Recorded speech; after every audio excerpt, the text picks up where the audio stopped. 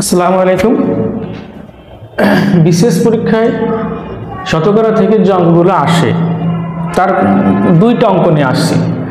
বলতেছে 5 এর কত শতাংশ 7 হবে 37তম বিসিএস। আচ্ছা, 5 এর মানে গুণ কত শতাংশ, তো এখানে আমরা কিছুই লিখবো না, এক্স টেক্স দেওয়া যায়। আচ্ছা, শতাংশ সমান সমান 7, তাহলে এখানে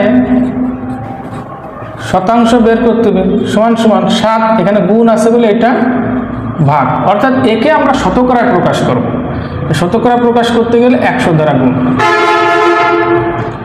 20, 7 গুণ 20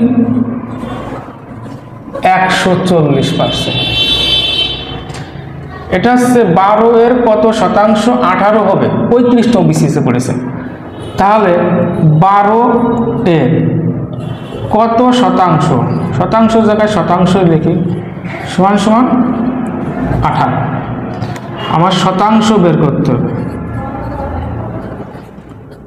তাহলে 18, এটা গুণ আছে বলে এখানে ভাগ, একে শতকরায় প্রকাশ করতে হবে। শতকরা প্রকাশ করলে 100 দ্বারা গুণ, 6 দিয়ে ভাগ করলে হচ্ছে 6 দুগুণে 12, 3 6 18, 2 দিয়ে 100 কাটলে হচ্ছে 50, 50 গুণ 3 সমান সমান 150%।